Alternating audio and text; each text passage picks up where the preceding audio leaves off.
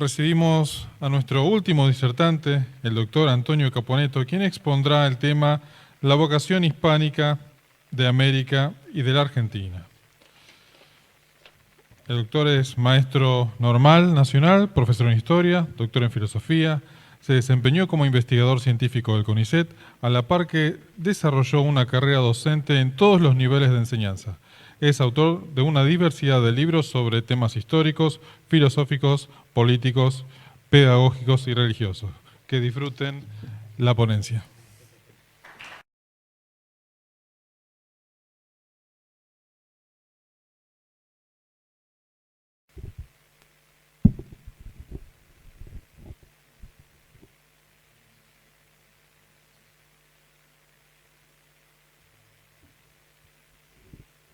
Muchísimas gracias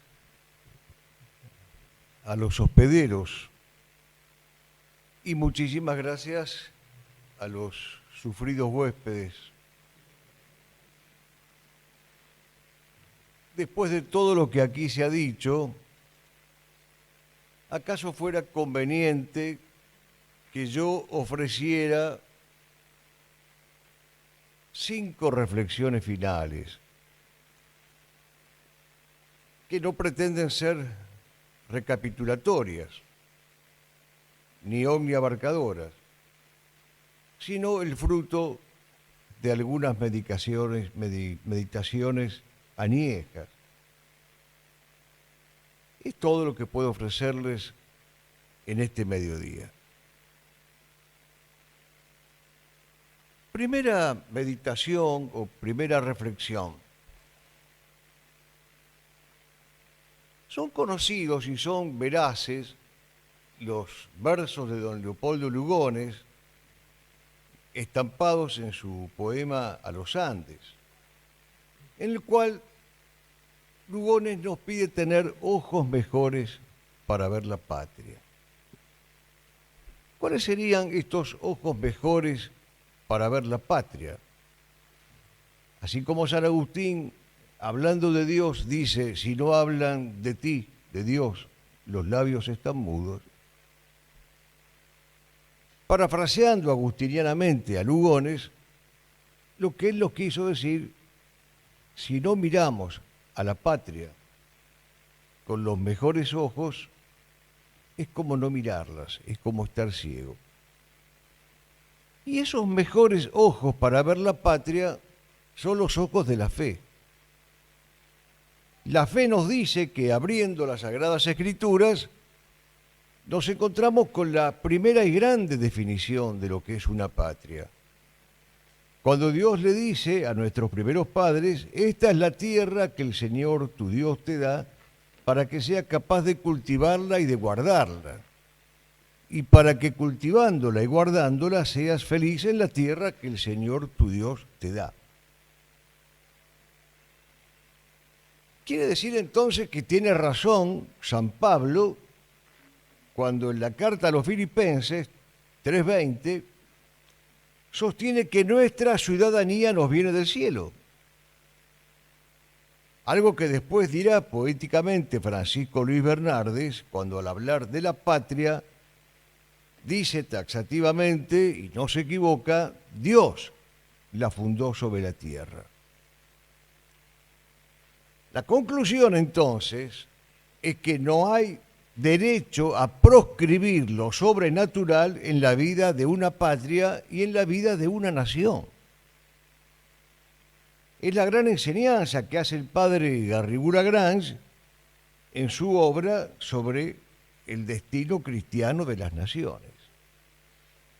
Para nosotros, que nos proclamamos hispanistas, existe un destino sobrenatural de las naciones en concordancia con el origen que sobrenaturalmente Dios quiso y pensó y previó para nosotros. Por eso ser hispanistas es sostener la existencia de una vocación sobrenatural, de una vocación cristiana, acorde y concorde con el origen que Dios dispuso. ¿Y cuál es ese origen?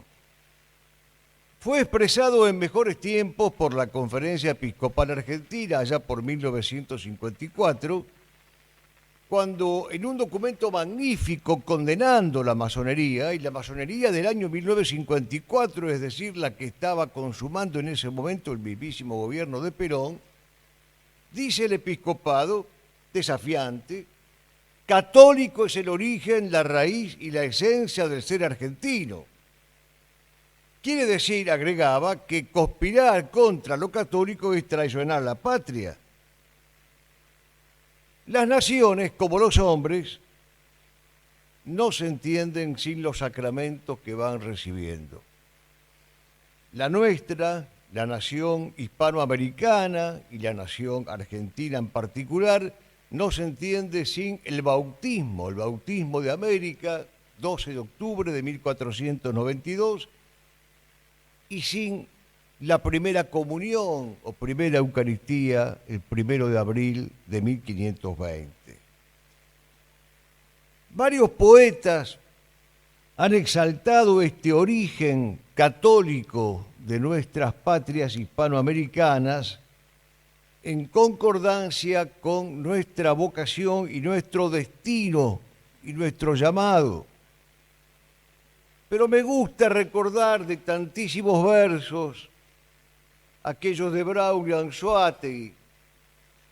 Un silencio de ángeles corría por las provincias de la primavera. Era toda la mar hecha ribera y el silencio hecho todo especería. Alta la mar, recóndita y sombría, iba gritando a gracia delantera: salve Regina la marinería. Y aquellos otros de Carlos obligado, en los cuales dirigiéndose a España le dice: oh excelsa engendradora, así engendrada, mi España ascensional, mística y fuerte, señora de la cruz y de la espada. España, fundada en Cristo, por misión te ha dado. Y también quedan explicados estos misterios del origen y de la vocación en aquel epítome bellísimo de Gerardo Diego, analogando a España con el niño Jesús que se pierde y se encuentra en el templum del espacio americano. España, España, dice Diego, niña perdida y hallada en el templo de América. Por lo tanto, hay un origen que defender, hay un legado que guardar, hay una herencia que custodiar, hay que hacer nacer cosas vivas y hay que hacer morir cosas agónicas. Nosotros no somos un pueblo de recién venidos, no somos protagonistas juveniles de una historia reciente. Somos, como enseñó una vez y para siempre don Ramiro de Maeztu, la cultura al servicio de la fe al servicio del hombre, pero el hombre y el imperio al servicio de Dios. Somos por Castilla somos gentes, decía el padre Castañeda, pero decir que por Castilla somos y que por Castilla somos gentes, es decir lo que decía José Antonio Primo de Rivera cuando hablaba de Castilla y la elogiaba y la celebraba como la tierra absoluta bajo un cielo absoluto, el cielo tan azul, tan sin celajes, tan sin verdes de frondas terrenas, que se diría blanco de tan azul. Castilla no ha sabido nunca ni ha querido nunca ser una comarca, porque ha tenido y tiene vocación imperial. Mirando la Castilla, dijo Eugenio Montes, antes de la sirena, del pámpano y la rosa, en el nombre del Padre que fizo toda cosa, fueron en el principio el silencio y Castilla. Nuestro origen entonces no es negociable, no es modificable, ni es revocable. Nacimos en la Argentina, No queremos morir en Tel Aviv. Hemos sido gobernados por príncipes católicos. No queremos que nos gobierne un Goren apátrida, inmoral y siniestro. No somos la Franja de Gaza. Somos Sagunto, Numancia, la Vuelta de Obligado, Tonelero y Quebracho. Nuestro origen es innegociable. Segunda reflexión. ¿A qué podemos y a qué no podemos llamar lo originario? Ser originario no es estar antes en un sitio o llegar primero. No es inmigrar previamente a otros grupúsculos. Es ser capaz de descubrir, de fundar, de causar el ser. Es bautizar y es sacramentalizar. Por eso ha dicho bien el tantas veces citado, enhorabuena, doctor Alberto Caturelli, que descubrir es sacar de la mudez, sacar de la clausura, develar, universalizar. En consecuencia, la oriundez no es tribal, el germen no es el malón, la genealogía no es el nomadismo, el arraigo no es la transhumancia. No existe en nuestra tierra eso que hoy se llama casi ridículamente pueblos originarios.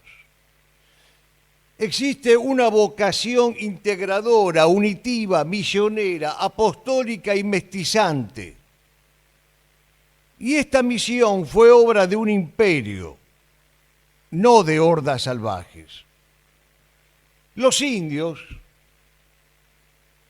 mal que les pese a tantos, no son aborígenes, son inmigrantes. Son poblaciones preexistentes, no descubridoras. Porque el origen remite a la causa, al principio de un ser, no a su localización geográfica. El origen no es una cuestión cronológica, sino ontológica. No depende de la antigüedad de los siglos, sino de la tradición enraizada en la eternidad. No depende de la biogénesis, sino de la existencia o inexistencia de una conducta fundacional. La conducta fundacional es propia del Homo conditor, no del salvaje o del nómade, sino del hombre que puede fundar, del hombre que ha llegado a una potencia y a una conciencia inaugural que le permite no solamente ocupar un territorio, sino instaurar, erigir, cimentar, fundar y en lenguaje cristiano, bautizar. Si originario es solo el que estaba antes, siempre hay alguien atrás en la historia. Tampoco se aclara en esta ideología originarista qué duración habría que contar en un sitio para ser considerado originario. Es racismo discriminatorio y de la peor especie sostener el reduccionismo de que lo originario es lo antiblanco y lo anticristiano, o lo incontaminado de toda presencia hispanoamericana. Este modo de ser originario forma parte de un plan, de una estrategia, que es la acción y la agitación racial antiblanca y por antiblanca anticatólica. Los idealizados pueblos originarios, idealizados es decir poco, endiosados, admirados y considerados intangibles, no dejaron aberración por cometer y monstruosidad por ejecutar. Practicaban la tortura, el genocidio, la esclavitud, la expoliación, la llamada violencia de género, el despotismo imperialista, y conste que estamos utilizando deliberadamente las categorías que utiliza la semántica mundana. Y todo esto que hacían los pueblos originarios han sido reconocidos por autores no hispanistas e incluso por algunos autores marxistas e incluso por el mismo Carlos Marx en la acumulación originaria, que forma parte del Capital. Esto prueba la doble moral y el doble discurso y la hipocresía del relato historiográfico oficial y el fariseísmo historiográfico que los caracteriza. Porque aman del pasado, que consideran paradigmático, lo que dicen combatir del presente. Admiran de la mitología indigenista que se han construido y fabricado ellos mismos, lo que dicen repudiar de la realidad actual. No puede llamarse civilización a cualquier agrupación étnica. Por eso hasta la misma denominación del Día de la Raza, aunque mejora enormemente el disparate anterior, tampoco es exactamente la calificación que merece este día. Es el Día de la Hispanidad. Ni mucho menos se puede llamar civilización aquellas agrupaciones como las precolombinas o a las reivindicadoras del precolombismo, caracterizadas por un alto grado de salvajismo, de crueldad y de ferocidad. Tiene que haber y hay normas y pautas objetivas y perennes para que una civilización sea reconocida como tal. Y esas pautas existen, que son el respeto al orden natural y el presentimiento, siquiera, de la existencia de un orden sobrenatural, las llamadas semillas del verbo, semina verbis, el logos espermaticós del que hablaban los padres de la Iglesia. Esta es la verdad, aunque duela. Por lo tanto, no son originarios ni los indios ni los indigenistas.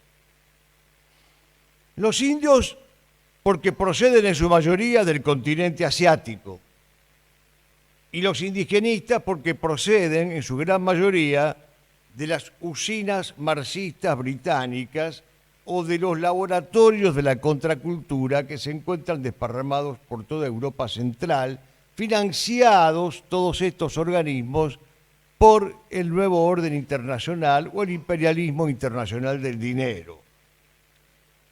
Pero entonces, si no son originarios ni los unos ni los otros, o nos quedamos sin origen, que es lo que quieren, o reconocemos de una vez por todas el origen que Dios quiso que tuviéramos.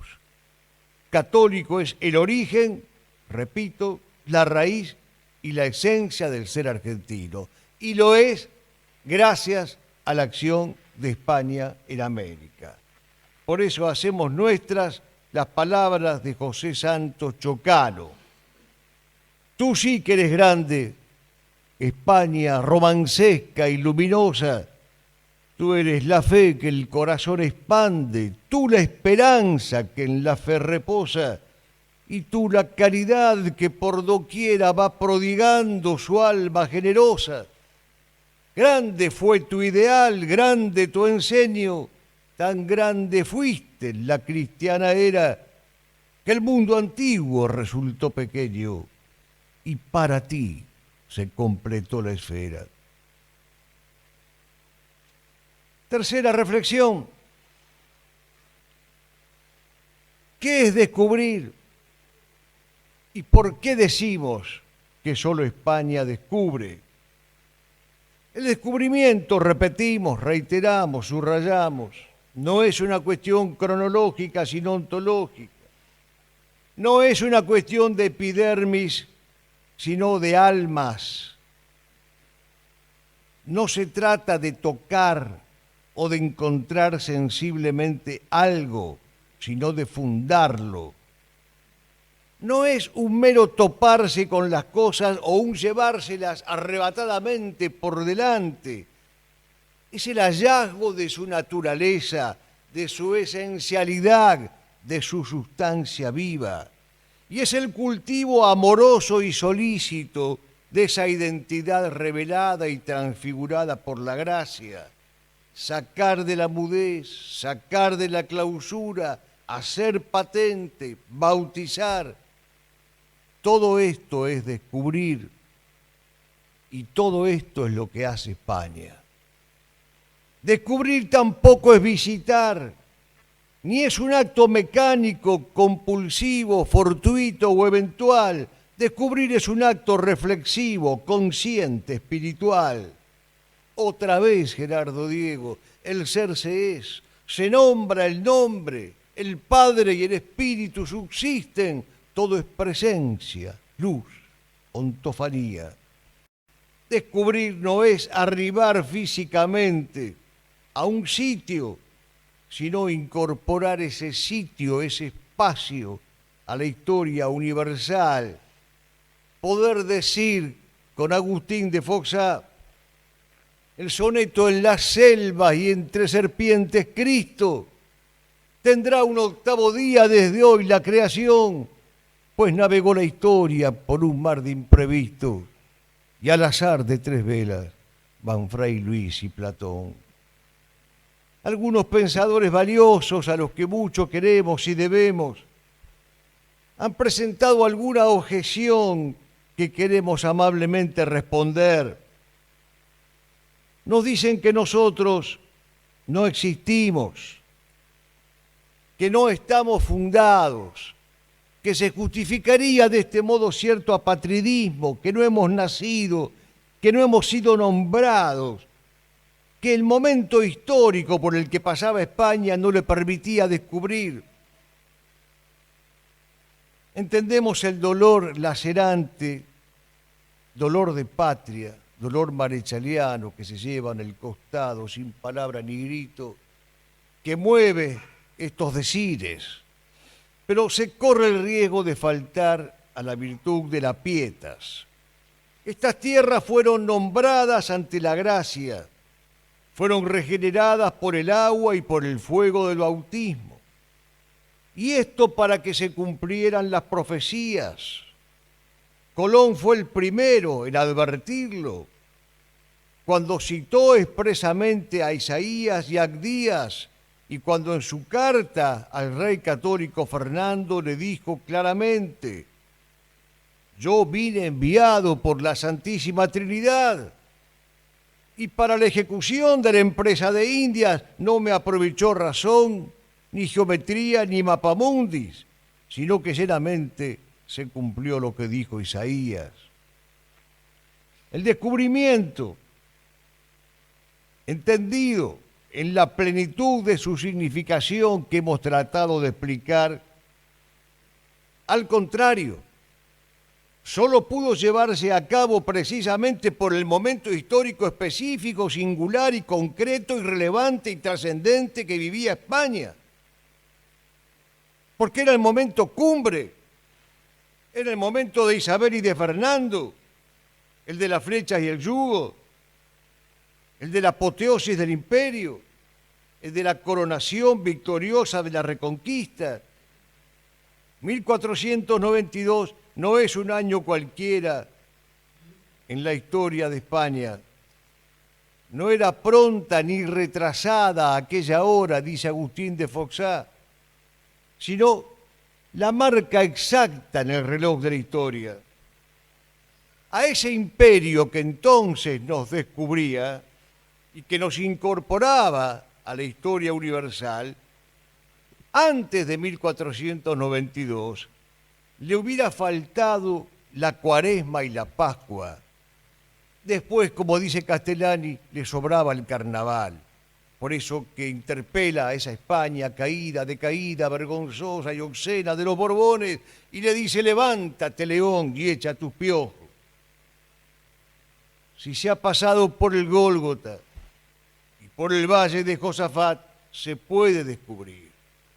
y España había hecho ese proceso de metanoia. Pero si solo se ha pasado por el fariseísmo, apenas si se puede colonizar. Nosotros no negamos que lamentablemente existió una España farisea y colonizadora, pero no es la España que nos fundó, no es la España madre, no es la patria originadora. Lo cierto es que existimos, que fuimos descubiertos y fundados, gestados y alumbrados y echados a andar.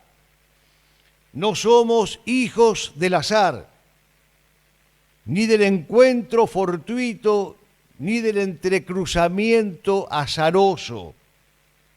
Somos hijos legítimos de la cristiandad, prole de Hispania, descendencia directa de ese occidente que forjaran Pedro, Juan y Santiago.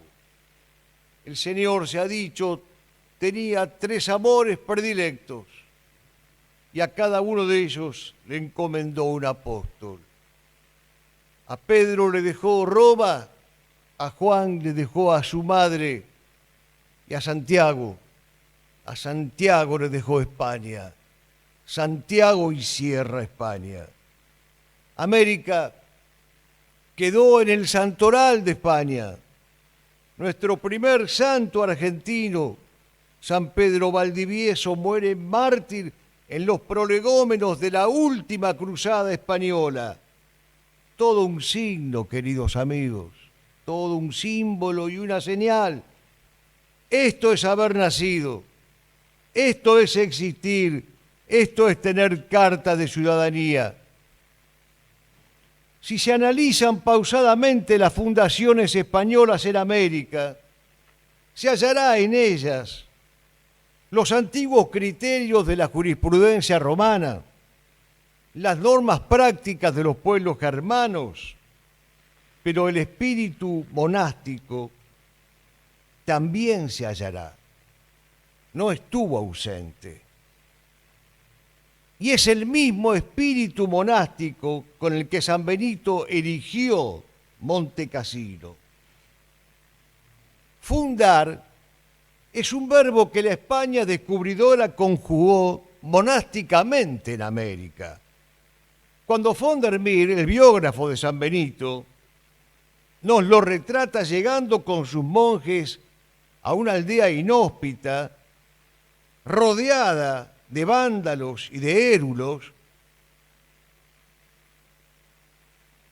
y que esos hombres que rodeaban a San Benito estaban prácticamente posesos, y que sin embargo y no obstante, o por eso mismo, San Benito confronta y se les enfrenta.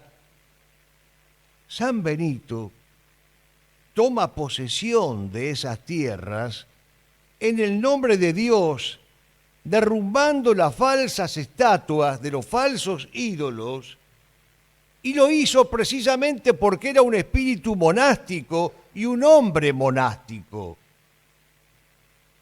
Y cuando nosotros vemos esto, Dios me ha concedido la gracia de poder estar en Monte Cassino y de poder entender además con agradecimiento lo que hicieron las tropas alemanas para defenderlo de la barbarie bolchevique y judaica que durante meses asolaron impunemente ese monasterio perpetrando un acto de salvajismo que fue impedido por el valor de las tropas alemanas del Tercer Reich.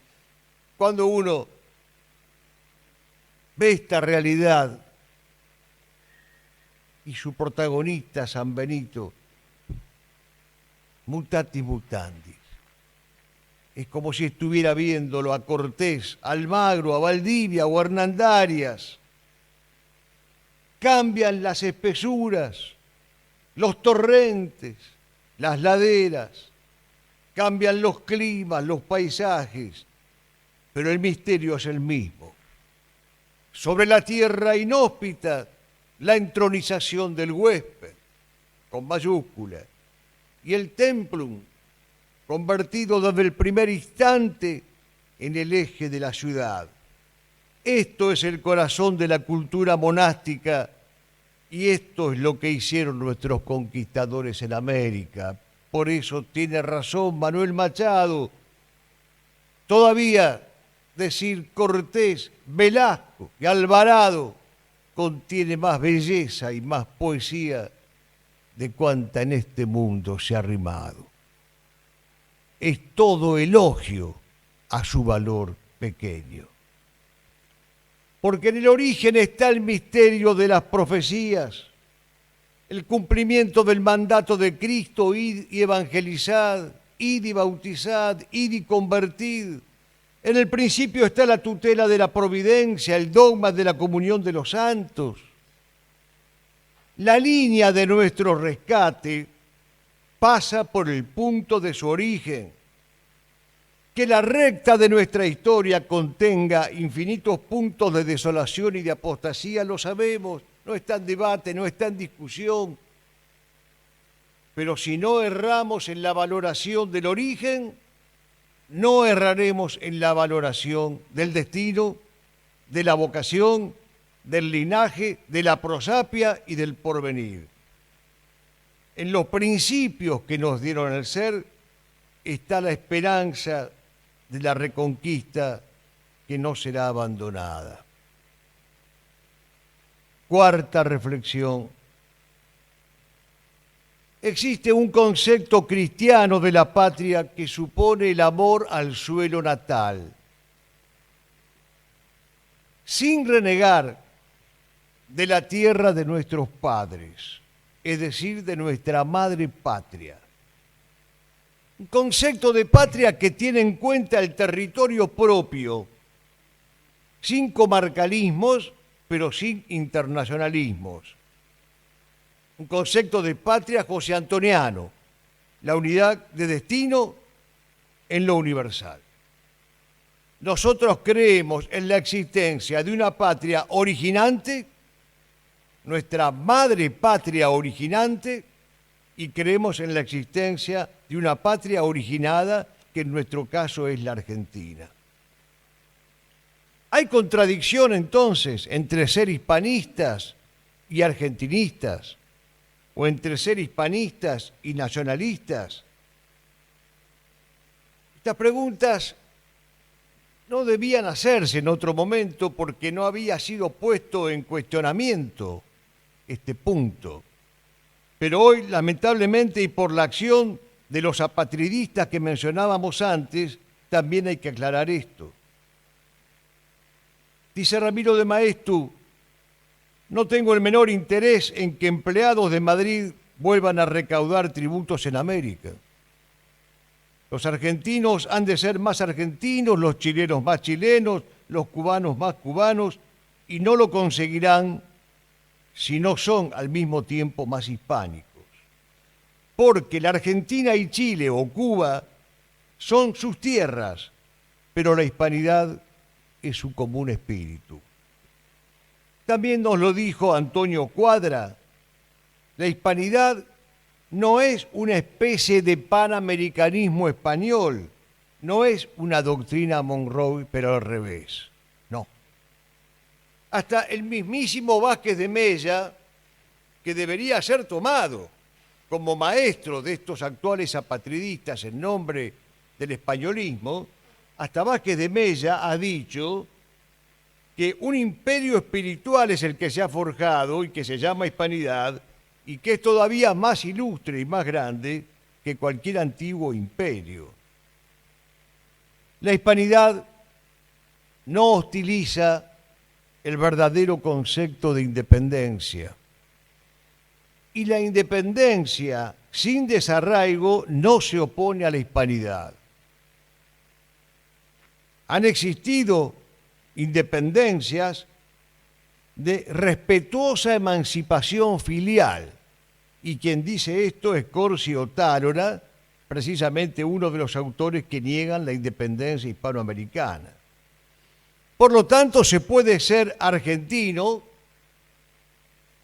o se puede ser hispanoamericano y a la vez hispanista. Es más, se debe ser lo uno y lo otro, conjugados y amalgamados. Porque rectamente entendidas las cosas, a derechas, se puede festejar el 12 de octubre y el 9 de julio, pero solo rectamente entendidas las cosas. No es necesario matar al abuelo para que cante el nieto, ni es necesario abortar al nieto para que el abuelo no vaya al geriátrico. Quinta y última reflexión. ¿Qué es el amor a la patria? ¿Y qué es lo que amamos cuando amamos a la patria? Reivindico en primer lugar decir que el amor a la patria es un sentimiento, porque esto parece estar mal visto en nuestros días. Pero no es solamente un sentimiento. Y la diferencia nos la hizo el inolvidable padre Alberto Ezcurra. Porque el amor a la patria no es solamente un amor afectivo, sino un amor efectivo. Y para que ese amor afectivo sea lícito y además efectivo, nuestro amor debe asemejarse a la misión del ladrillo y la semilla. El amor a la patria es una virtud y es un deber y es un dolor. La patria es un dolor que nuestros ojos no aprenden a llorar. La patria es un dolor que aún no tiene bautismo. La patria es un amor en el umbral. La patria es un peligro que florece. La patria es un dolor que se lleva en el costado sin palabra ni grito. Amamos cuando amamos a la patria su territorio. Y la palabra territorio significa tener una posición fuerte a su alrededor. Es decir, que es perfectamente legítimo que amemos cuando amamos a la patria su causa material y su soporte físico. Porque el patriotismo reclama la conciencia territorial, como bien lo recordaron ilustres maestros como el arquitecto Patricio Randre o el doctor Ricardo Paz. Sin conciencia territorial no hay verdadero amor a la patria, sin sentido de pertenencia, sin sentido del arraigo, porque no existen los patriotismos nómades. El hombre, tiene razón en esto Heidegger, es un ser que habita, pero ese territorio amado está animado y vivificado por un alma. Esa justísima telus que dirían los romanos, esa tierra soberanamente justa, es justa porque tiene un alma que le infunde vida y en términos cristianos gracia. Por eso fue justísima nuestra guerra de Malvinas, porque fue expresión de lo que rectamente amamos cuando amamos a la patria. La historia argentina es fecunda en arquetipos heroicos, desde las jornadas de 1806 y 1807 que aquí se han invocado, hasta la justísima contienda contra el terrorismo marxista primero y contra el imperialismo británico después, junto con todos sus aliados. A todos estos héroes que han caído por amar a la patria con amor afectivo y efectivo, a todos estos héroes y a sus deudos queremos decirles que no han muerto en vano. Dichoso aquel que muere por la cosa solemne, por el santo sepulcro, Dulcinea o Beatriz. Dichoso aquel que muere para que siga indemne la risa de un pequeño, la gloria de un país. Si en medio del combate cayeras, camarada, con el azul y blanco tu cuerpo cubriré, bañada por la luna de cerros y de pampas, la tierra en que descanses florecerá en laurel. Quiere decir entonces que esa conciencia descubridora cuyo elogio venimos trazando no solamente es cristiano-católica, mariana, misional, grecorromana, sino que es una conciencia épica, o para decirlo con las inmejorables palabras de Jordán Bruno Yenta, la patria es la obra de la espada. La espada es la que mide con tierra el espacio de sangre, la que mide con sangre el espacio de tierra sobre la cual el arado abrirá el surco. Don Rubén Calderón Buchet, cuya hija Elena nos gratificó y emocionó anoche. Don Rubén tiene un libro que les recomiendo, pequeño y grande libro, Notas de viaje por nuestra historia nacional. Y pone allí el ejemplo épico, militar, castrense, ecuestre, de don Pedro de Valdivia, que era su antepasado. Y nos lo muestra a Valdivia en el legendario combate de Tucapel, librado por 40 españoles contra 8.000 indígenas. No estamos escuchando mal las cifras.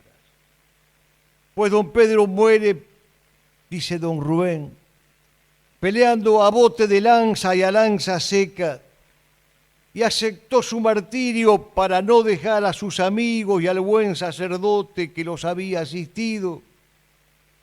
Pudo escapar a uña de buen caballo, puesto que tenía uno bueno, pero decidió permanecer junto con sus camaradas hasta el último sacrificio. El ser que se nos dio, la vocación que se nos dio por la acción de España en América, en el nacimiento de la patria, y que es también un ser épico, insistimos, no está muerto. Tiene personas y sitios en los cuales vive. Aquí vive, por ejemplo. En este mediodía trinitario vive. Que esas personas y esos lugares estén perseguidos, derrotados u ocultados, no quiere decir que no tengan existencia y no quiere decir que esa existencia no tenga peso, fuerza, volumen y carácter promisorio y expectante. El ser que se nos dio en el origen de la patria no está enterrado. Existe una esperanza de resurrección, porque hay tumbas gloriosas que guardan ese ser, y hay vivientes que lo custodian, y hay peregrinos que lo celebran, y como es un alma, anima, vivifica y moviliza. El ser que se nos dio en el origen de la patria no está definitivamente vencido.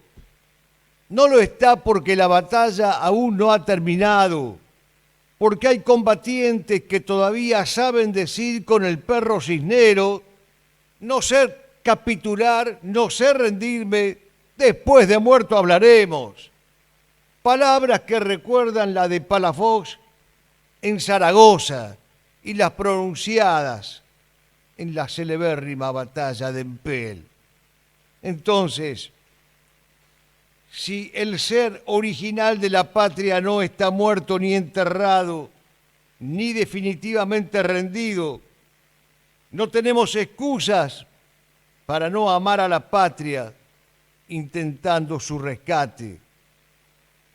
Y si algunos creen que esto no vale la pena hoy, porque estamos en tiempos parusíacos, no seré yo quien desmienta esta aserción, pero agrego, si es cierto, si fuera cierto que estamos en tiempos parusíacos, esta es una razón de más para intentar el rescate de la patria cautiva. ¿Y por qué? Porque si Cristo vuelve y cuando vuelva, el pequeño rebaño final, entre las fidelidades que debe ofrecerle al Cristo que retorne y regrese victorioso, entre las fidelidades que debe otorgarle al Rey de Reyes y Señor de Señores y de las ultimidades está la fidelidad a la patria que Él nos entregó.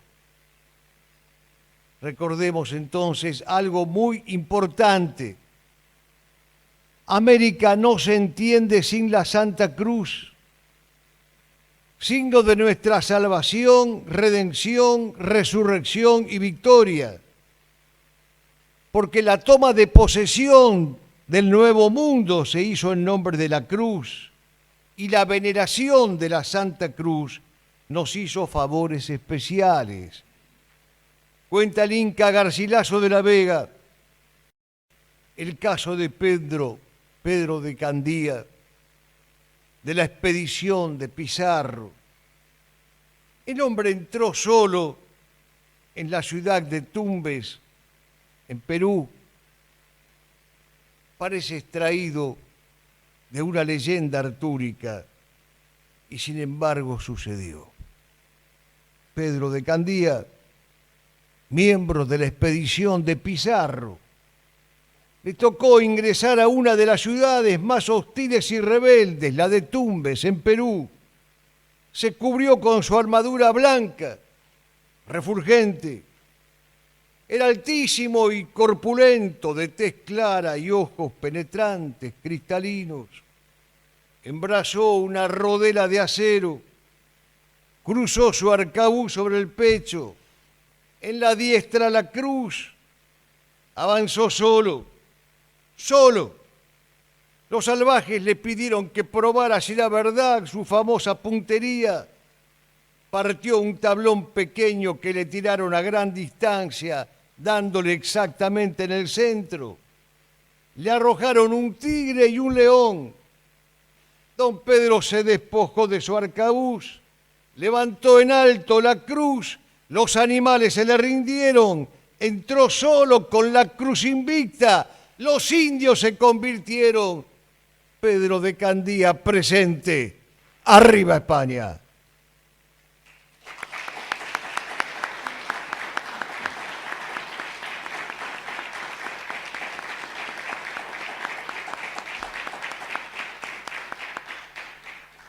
Pues hoy, y con esto termino, pues hoy es un día para dar gracias. Dice el Quijote que ser agradecido, signo y señal es para el hombre bien nacido. Quiero darle gracias a la hispanidad. En estos tiempos nuestros del olvido culpable, de la omisión ingrata, de la trágica amnesia, hay que grabar en todos los palacios del alma la ofrenda agradecida como cirio en la iglesia. Hay que saber dar gracias por traernos el pozo de Sicar, donde un día bebió la misma sed, las bienaventuranzas, el ágape postrero, ese oficio marino de arrojarnos la red. Hay que poder saldar lo que nadie podría, con caudales mundanos o el más áureo lingote, los pareados sidianos, las loas de Perseo, cada palabra ecuestre que enhebró Don Quijote. Hay que retribuir a esas naves veleras, portadoras del logos que fue primeramente, de los fueros y el foro, del ágora y los facios, saber que por Castilla en verdad somos gente. Hay que honrar la memoria del guerrero y del mártir, del misionero osado que murió predicando, de los conquistadores leales al madero, al yugo y a las flechas de Isabel y Fernando. Hay que ser observantes con la herencia donada, las cúpulas, el claustro, la lira o la zamponia, los códices de Trento, la política indiana, mientras cruzan el cielo las aspas de Borgoña. Hay que corresponder tanto bien recibido, el mestizo de acento castellano-manchego, la Virgen Morenita, los santos rioplatenses, la carreta en Luján, la tilma de Juan Diego. Hay que elevar hosanas y aleluyas de gozo El tribal maleficio ya quedó desprovisto, la tierra descubierta recibió el sacramento y celebran su gloria en el altar de Cristo. Hay que saber dar gracias, repetimos, seguros, por la América hallada como el niño en el templo, el rosario en la selva derrotando demonios, solo en Dios uno y trino la vida y el ejemplo. Hay que remunerar que llegara el imperio, la espada del rey justo que la porta y la tange, y pasados los siglos, trazones de cruzada, los camisas azules, José Antonio y Falange. Hay que cantar de nuevo nuestros signos marciales, que conquisten la sierra, la planicie o la calle. Hay que alzar nuestras palmas hacia un cielo de julio y a Franco y José Antonio regresarlos al valle. Amigos hispanistas, hasta que nos volvamos a encontrar, renovemos juntos nuestra promesa de intransigencia. Somos intransigentes porque nuestra fe y nuestra fuerza están en los muertos, y los muertos ya no pueden transigir. Entonces, más que nunca, iré recto, sin ceder en nada, dice León de Grel. Duro con mi alma, duro con mis esfuerzos, duro con mi juventud. Os despido, amigos hispanistas, con las consignas de siempre.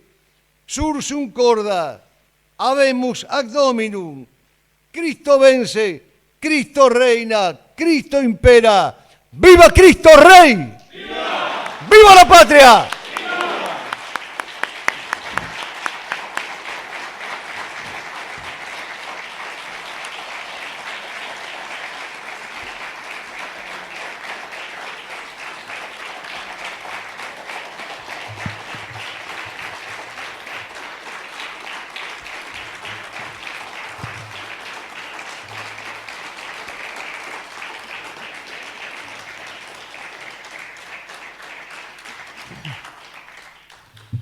Muchas gracias, doctor, por su épica disertación. Invitamos al presidente del Instituto Elevan, coronel mayor retirado Gabriel Camilli, para hacer entrega del diploma y la moneda del instituto al doctor Antonio Caponeto.